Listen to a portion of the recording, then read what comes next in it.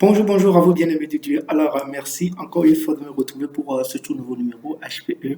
Alors, aujourd'hui, quand même, je vais vous amener dans un passage dans la Bible que j'aime beaucoup. Il s'agit quand même de Jean chapitre 10. Et dans ce chapitre, le Seigneur Jésus-Christ, bien dans ce chapitre, quand même, il y a les questions quand même de rapport entre le berger et les brebis, en fait. Et c'est Jésus-Christ, le bon berger, le pasteur, nous a, voilà. Et il est l'image parfaite du Père, de notre Dieu. Et vous savez, en tant que parent, en tant que parent, et nous sommes aussi, j'ai quand même cette conviction-là, nous sommes comme des pasteurs pour nos enfants, en fait. Et nos enfants, c'est comme nous sommes des bergers pour nos enfants qui sont des brebis. Tout comme nous sommes des brebis pour notre Seigneur Jésus-Christ, en fait. Et il dit, mes brebis connaissent ma voix et ils me suivent. Dans Jean chapitre 10, verset 27, c'est ça, verset 27. Mes brebis connaissent ma voix. Voilà, mes brebis entendent ma voix, je les connais et elles me connaissent. C'est ça? Oui, et elles me suivent. Voilà, c'est ça. Donc, Jésus, qui est le pasteur de nos âmes, qui est notre berger, et nous sommes quand même des brebis, comme je l'ai dit tantôt, et il est notre maître, il est celui qui nous conduit vers de verts pâturages, qui prend soin de nous, comme le dit Psaume chapitre 23. Donc, il nous conduit vers de verts pâturages, il prend soin de nous. Et il nous garde, il nous protège contre les dangers. Et il nous amène là où on peut se nourrir, même à satiété, en fait. Et cette image, ou bien cette relation de berger à brebis, c'est la même chose, je crois, de père, de mère, de parent à enfant, en fait. Les parents constituent le berger, le pasteur de leurs enfants, le berger de leurs brebis, qui sont les enfants, en fait. Et pour cela, nous sommes quand même appelés à être de bonnes images, de bonnes images pour nos enfants, en fait. Parce que, oui, ils voient Dieu à travers de nous, comme nous voyons Dieu à travers Jésus-Christ, qui nous a donné un exemple quand même parfait du Père.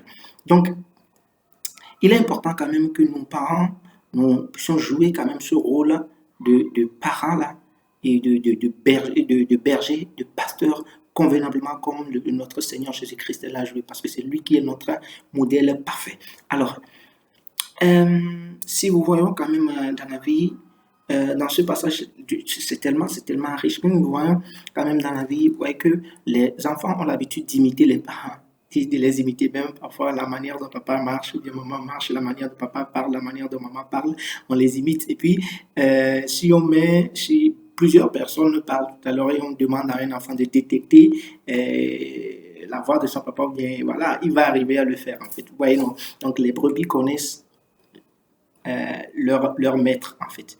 Donc, si déjà il y a cette relation-là, il est important quand même que nous devons véritablement être un bon modèle quand même pour nos enfants et les conduire comme il faut, comme il faut. Oui, non. Donc, les parents, on sait très bien comment ils se donnent quand même pour le bien de leurs enfants. Et si vous avez regardé le film Corridors, euh, vous allez voir encore combien les parents sont remplis d'amour pour leurs enfants et pour les garder, pour les protéger. Et voilà quoi. Et ils sont prêts à se battre pour eux en fait. Oui, non, pour ces enfants. Et c'est ce que Jésus-Christ nous a fait. Et c'est tellement important, c'est tellement important. Et véritablement, je prie que le Saint-Esprit nous aide à comprendre quand même la profondeur de cette parole. Mais il y a aussi quand même le mauvais côté de la chose. Si nous voyons dans Jérémie chapitre 23, versets 1 et 2, il n'y a pas que ce passage-là, mais le côté pas bien de la chose, c'est des parents voilà, qui jouent pas leur rôle de parents et qui laissent les enfants, qui prennent pas soin d'eux. Et c'est dommage, c'est dommage. Et ce que le Seigneur dit dans ce passage, il dit malheur à ceux qui dispersent ses brebis ou son troupeau. Voilà. Donc, prenons soin quand même de nos enfants. Il est très important parce que, qu'on le veuille ou pas, le Seigneur nous demandera des comptes. Hein, pour ceux qui pensent que ben, voilà, c'est leurs enfants et rien que leurs enfants. Non. C'est des cadeaux que le Seigneur nous a donnés. Et tôt ou tard, nous allons rendre compte devant le Seigneur. Le Seigneur va nous demander des comptes. Donc, arrêtons quand même pour ces parents-là qui continuent de le faire, de maltraiter nos enfants. Et aujourd'hui, il y a des droits quand même des enfants ben, vraiment très développés qui protègent les enfants. Donc, sachez que ben, si ce n'est pas fait ici, le Seigneur nous demandera des comptes. Les enfants, ce ne sont pas, oui, ils sont en nous, mais avant tout, ils sont à Dieu. Et Dieu nous demandera également des comptes.